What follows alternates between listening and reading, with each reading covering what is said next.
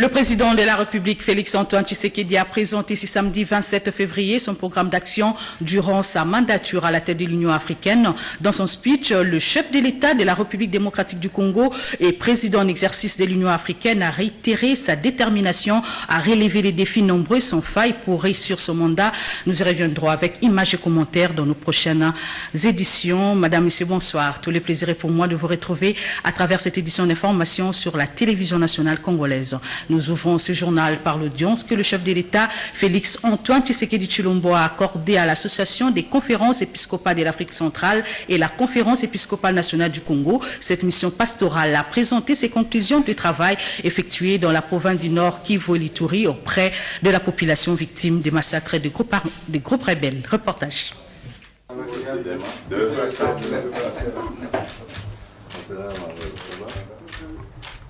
Les évêques catholiques, membres de l'Association des conférences épiscopales de l'Afrique centrale et ceux de la Conférence épiscopale nationale du Congo sont venus présenter au chef de l'État, Félix-Antoine Tshisekedi Tshilombo, les conclusions de leur mission pastorale effectuée dans les provinces du Nord Kivu et de l'Ituri. Une mission de plaidoyer de 2 semaines, soit du 14 au 26 janvier 2021, qui avait pour objectif principal compatir avec la population victime des massacres, la reconforter et prier avec elle afin d'implorer une paix durable dans cette région.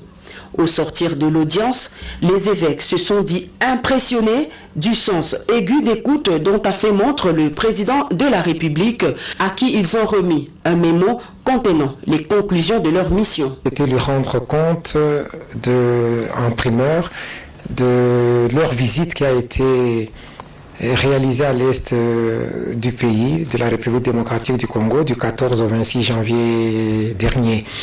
Les évêques ont été dépêchés au nom de la conférence des évêques de l'Afrique centrale et au nom de la conférence nationale du Congo. C'était donc une mission conjointe. Ils ont passé 14 jours dans cette région de l'Est que vous connaissez très nébuleuse. Et puis, ils ont beaucoup vu, ils ont écouté, ils ont entendu, ils ont réconforté, ils ont compati et ils ont amené le rapport de ce qu'ils ont vu et entendu et la manière dont ils ont apporté le réconfort à toutes les personnes en détresse humanitaire et sécuritaire dans cette partie du pays. Très intéressé, lui-même avait aussi une certaine information et les évêques ont complété, ils lui ont laissé un moment qu'il va exploiter avec une vive attention. Occasion pour la délégation des évêques de l'ACEAC et de la SANCO de présenter leurs sincères félicitations au chef de l'État, Félix-Antoine Tshisekedi Tshilombo, pour son élection à la présidence de l'Union africaine. L'administration américaine réaffirme son partenariat avec la République démocratique du Congo. C'est du moins ce que l'on peut retenir de l'entretien téléphonique que le président de la République, Félix-Antoine Tshisekedi, a eu avec la vice-présidente des États-Unis d'Amérique, Madame Kamala Harris. Les États-Unis d'Amérique félicitent le chef de l'État Félix-Antoine Tshisekedi Tshilombo pour son mandat en tant que président de l'Union africaine. Des félicitations présentées par Madame la vice-présidente Kamala Harris au cours d'un entretien téléphonique qu'elle a eu avec le président congolais ce vendredi. D'entrée de jeu, les deux personnalités se sont félicitées mutuellement pour leur élection à l'Union africaine pour le président Félix-Antoine Tshisekedi et à l'élection présidentielle pour le ticket Biden-Harris. La politique, la sécurité, la santé et le climat ont constitué l'essentiel de l'entretien entre le chef de l'État et la vice-présidente des USA. Sur le plan politique, la vice-présidente américaine a félicité le président Félix-Antoine Tshisekedi Tshilombo en République démocratique. Les États-Unis s'engagent pleinement à aider la RDC dans la dynamique de ses réformes politiques entreprises dans le but d'améliorer les conditions de vie de la population. La vice-présidente américaine a rassuré le président de la République démocratique du Congo de la volonté de son pays à poursuivre et renforcer le partenariat privilégié pour la paix et la prospérité avec la RDC. Au sujet de la santé, le président Félix Antoine Tshisekedi Tshilombo, en sa qualité de président de l'Union africaine, a plaidé pour un rapport international en faveur d'une accessibilité des pays africains aux vaccins contre la Covid-19.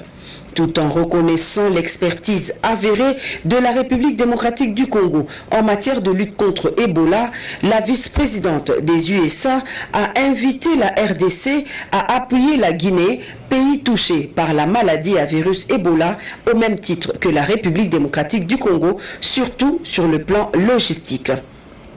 Côté sécurité, Madame Harris Kamala a indiqué que les États-Unis étaient conscients des défis qui attendent la RDC, notamment dans ses efforts de pacification de la partie est du pays, et promettent de mobiliser les différents bailleurs internationaux en vue d'apporter leur soutien et appui concernant cette épineuse question sécuritaire. L'autre sujet abordé au cours de cet entretien téléphonique a porté sur le climat.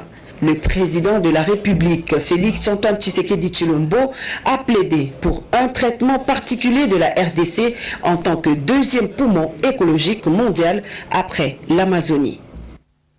À l'Assemblée nationale, le caucus des députés nationaux de la Kwango était ce samedi chez Christophe Mbosoko Diapwanga, président de la Chambre basse du Parlement. Ces derniers sont venus féliciter les speakers de l'Assemblée nationale et lui informer de la maladie inconnue qui fait rage dans le territoire de Kasongolunda.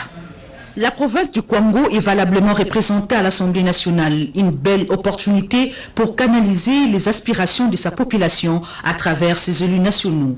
C'est dans ces cadres que le caucus des députés nationaux du Congo ont échangé avec le président de l'Assemblée nationale, Christophe Mbosoko Diapwanga, de la présence d'une maladie jusque-là inconnue qui a déjà causé la mort de 14 personnes dans le territoire de Kasongolunda.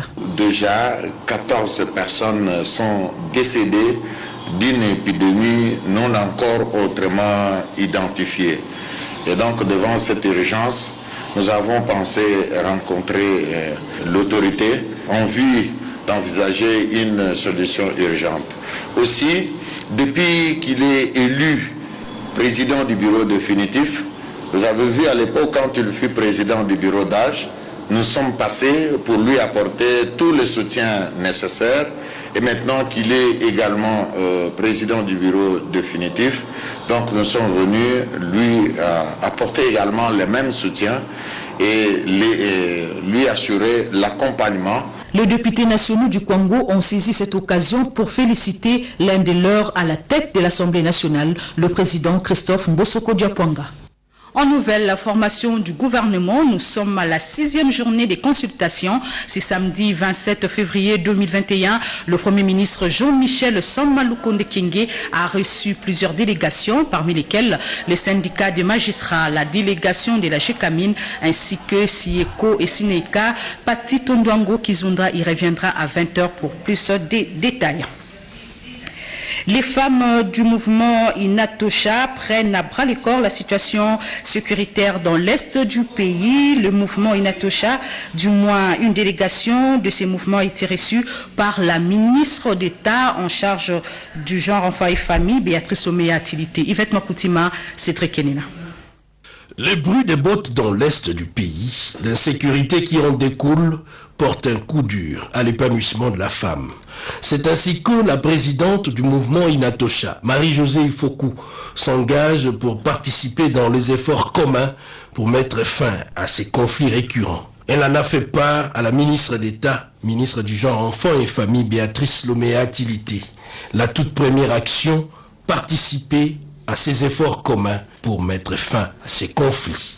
Nous avons initié un mouvement qui s'appelle Inatosha et Koki par rapport aux violences faites à la femme, par rapport aux violences d'une manière générale. Nous travaillons pour restaurer la paix dans notre pays. Et les premières actions que nous voulons commencer, justement, c'est la violence faite à la femme à l'est du pays. La violence faite, utilisée comme une arme de guerre. C'est la raison pour laquelle nous nous sommes levés. Nous sommes plusieurs femmes d'obédience totalement différentes, mais nous nous sommes unis pour mener ce combat-là. Nous voulons que la guerre à l'Est cesse et que la femme puisse être honorée. Donc voilà, nous sommes venus voir notre consoeur pour qu'elle puisse nous accompagner dans ce mouvement. Elle a réagi positivement, c'est normal, et je pense que ce sont des combats qu'elle a déjà menés auparavant. C'est déjà une activiste aussi dans l'âme, et elle a bien apprécié cette démarche. Donc elle a accepté de nous accompagner dans ce grand combat. Épargner les femmes des affres de la guerre, c'est promouvoir dans la quiétude le développement d'une communauté. 50 greffiers militaires viennent de bénéficier d'une formation à l'Institut national de formation judiciaire. C'est le vice-ministre de la Justice, Maître Bernard Takaïché, qui a présidé la cérémonie de clôture.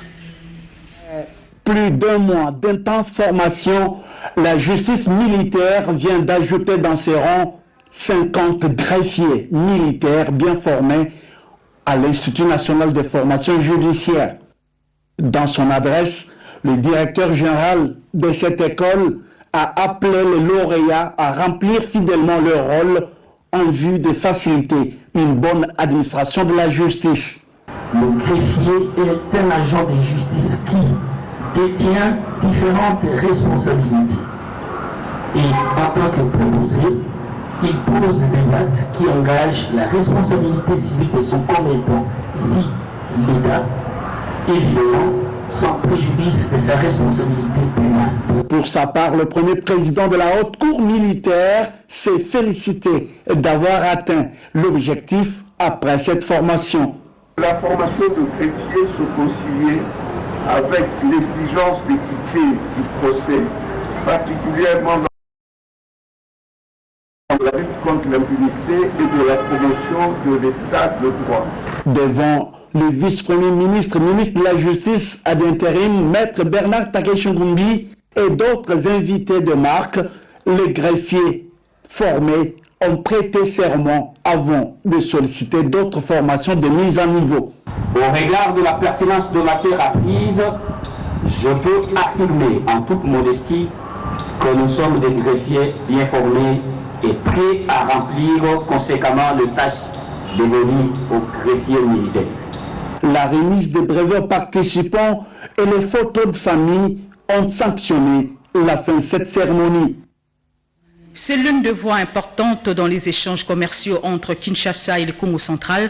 La route Njili-Sanda nécessite une réhabilitation pour plus de produits agricoles dans la capitale. Une délégation des élus provinciaux du Congo central s'est rendue sur place. Un commentaire de Cédric Kenena.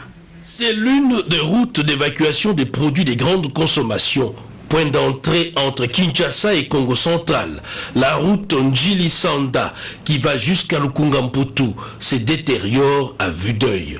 Le chef de l'exécutif provincial du Congo central, Atou Matubwana, et le président de l'Assemblée provinciale, Jean-Claude Vemba, suivent de près et tiennent à sa réhabilitation.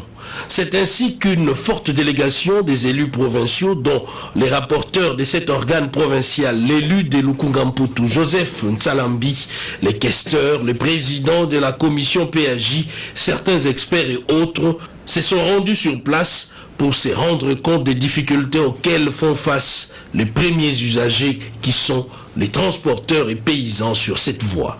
Rapt, extorsion, tracasserie, des mots qui plombent les activités paysannes d'habitude rentables sur cette voie de desserte importante. Nous sommes venus répondre aux attentes de notre population pour venir palper du doigt, et c'est pourquoi nous sommes constitués une commission d'enquête parlementaire. La situation est réelle, la population est plongée dans cette misère. L'état de la route est très mauvais, catastrophique, donc ça demande des engins. Il ne faut pas encore penser au cantonnage, Manuel. Les cris d'alarme de la population pris en compte, la délégation de l'Assemblée provinciale du Congo central a tout noté pour un plaidoyer d'urgence.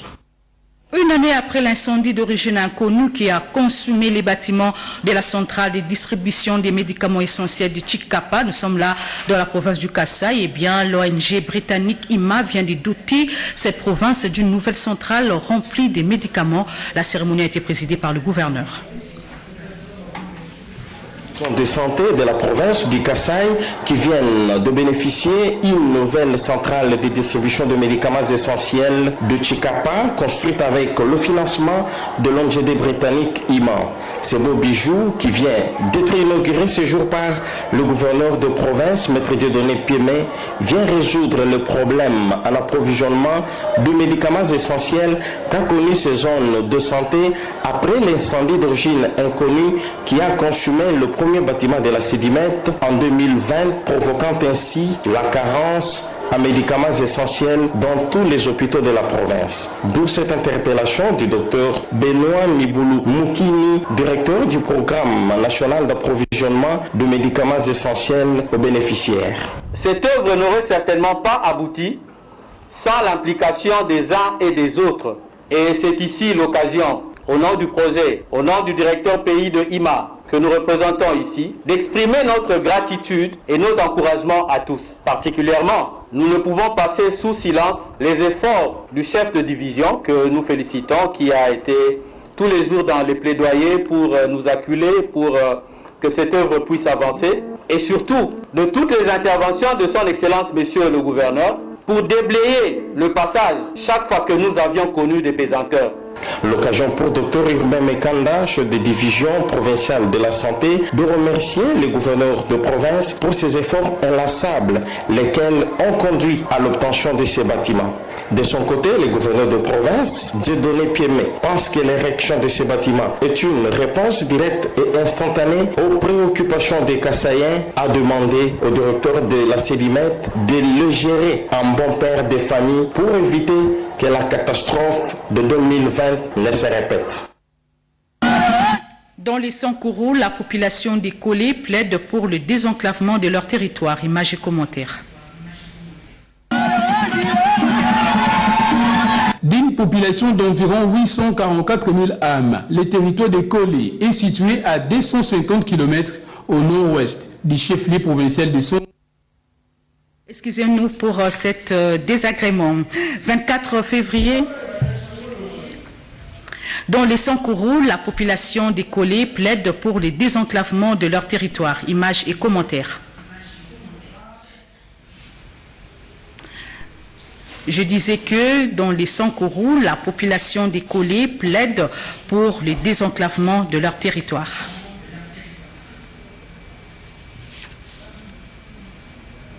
De bénéficier d'une nouvelle centrale de distribution de médicaments essentiels de Chikapa, construite avec le financement de l'ONG britannique IMAN. Ce beau bijou qui vient d'être inauguré ce jour par le gouverneur de province, Maître Dieudonné Piémé, vient résoudre le problème à l'approvisionnement de médicaments essentiels qu'a connu ces zones de santé après l'incendie d'origine inconnue qui a consumé le premier bâtiment de la Sédimètre en 2020, provoquant ainsi la carence en médicaments essentiels dans tous les hôpitaux de la province. D'où cette interpellation du docteur Benoît Niboulou Moukini, directeur du programme national d'approvisionnement de médicaments essentiels aux bénéficiaires. Cette œuvre n'aurait certainement pas abouti sans l'implication des uns et des autres. Et c'est ici l'occasion, au nom du projet, au nom du directeur pays de IMA, que nous représentons ici, d'exprimer notre gratitude et nos encouragements à tous. Particulièrement, nous ne pouvons passer sous silence les efforts du chef de division que nous félicitons, qui a été tous les jours dans les plaidoyers pour nous acculer, pour que cette œuvre puisse avancer, et surtout de toutes les interventions de son Excellence Monsieur le Gouverneur, pour déblayer le passage chaque fois que nous avions connu des pesanteurs. L'occasion pour Dr Urbain Mekanda, chef de division provinciale de la santé, de remercier les gouverneurs de province pour ces efforts inlassables, lesquels ont conduit à l'obtention de ces bâtiments. De son côté, les gouverneurs de province, Dieudonné Piémé, pense que l'érection de ces bâtiments est une réponse directe et instantanée aux préoccupations des Kassaïens, a demandé au directeur de la Sédimètre de le gérer en bon père de famille pour éviter que la catastrophe de 2020 ne se répète. Voilà, maintenant je pense que nous sommes en harmonie avec la réalisation. Nous revenons sur l'élément dans la province du Sankourou où la population des Collés plaide pour les désenclavements de leur territoire. D'une population d'environ 844 000 âmes. Le territoire de Kolé est situé à 250 km au nord-ouest du chef-lieu provincial de Sonko. 24 février 2019, 24 février 2021, 2 ans passés depuis que le patriarche Antoine Kizenga Fundji a tiré sa révérence. Une messe d'action de grâce a été célébrée au Kwango. Le gouverneur de province a pris part et par la suite, Jean-Marie Petit-Petit a également présidé une réunion avec les chefs de division et sous-division de l'EPST Kwango. Fifi Bokeme et RTNC Kwango reportage. Les années passent vite. 2 ans se sont écoulés depuis que le patriarche Antoine Kizenga Fundji, secrétaire général et chef du parti Lumumbiste Unifié, PALU, a quitté cette terre des hommes.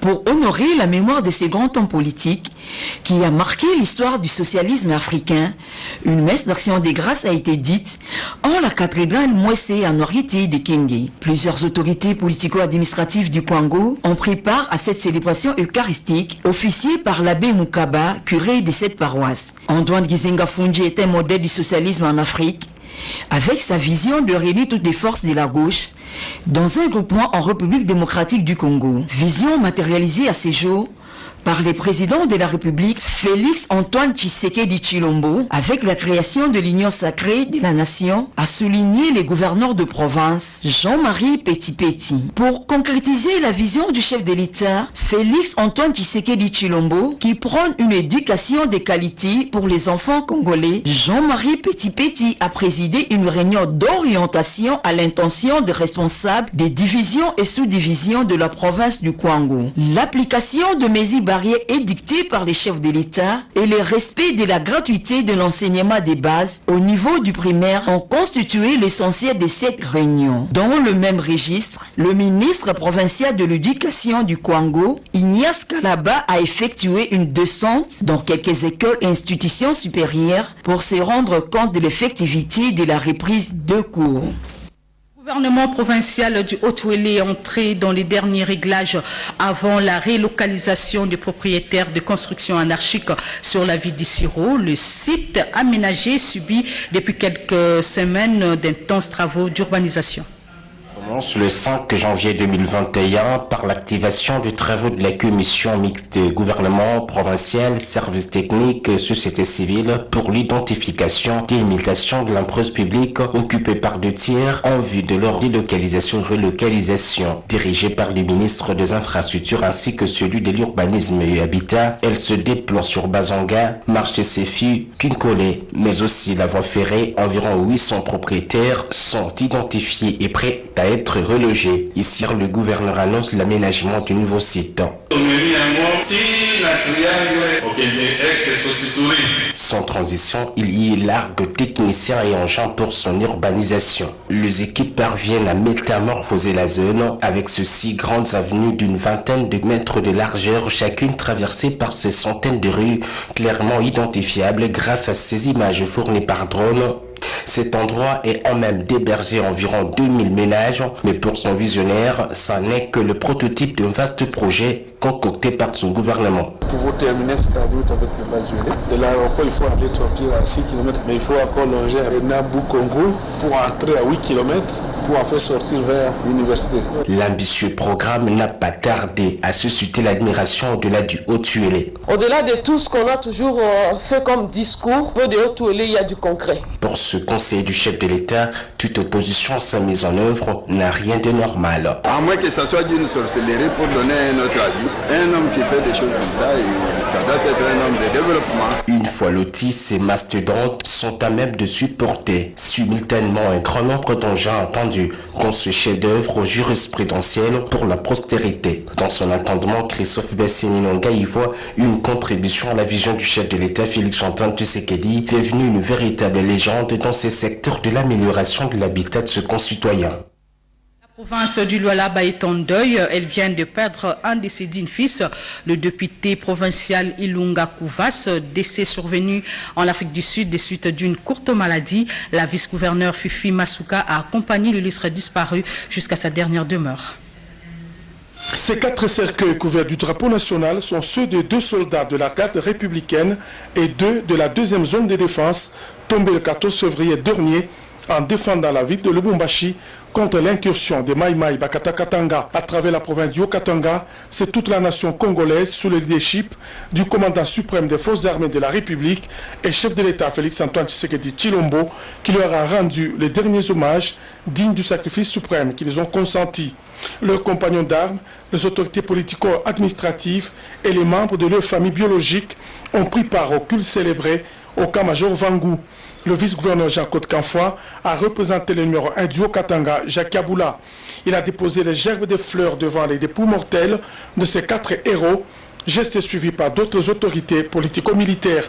Tout en saluant la bravoure de ces vaillants soldats, le commandant de la 22e région militaire, le général Smith Gianga, a déclaré que la mort de ces hommes va rebooster le moral de leurs compagnons d'armes déterminés à défendre la patrie. Nous ne tolérerons jamais, alors jamais, toute aventure, qui que ce soit, d'où qu'elle proviendrait, de pouvoir semer la terreur, la mort et la désolation au sein de la population du secteur de la 22e région militaire en général et dans les Haut-Katanga en particulier. Du camp-major Vangu, le cortège funèbre s'ébranlera pour le cimetière de Kassangiri où reposeront désormais les soldats de première classe Afando Ngandu Camille, le premier sergent Rwankiko Kabera Fabrice, le sergent-major Numbi Banza John et le capitaine Moulaj Moutembe. Rappelons que les illustres disparus ont participé au cours de leur carrière militaire à plusieurs opérations de maintien de la paix partout sur le territoire national. Que la terre de nos ancêtres leur soit douce et légère. Dans le monde, ces triplés se trouvent bloqués à l'hôpital, à leur maternité de l'hôpital de référence de Kinshasa, ex-Mamaemo. À la base, le non-paiement des frais d'accouchement, le couple lance un cri d'alarme aux bienfaiteurs.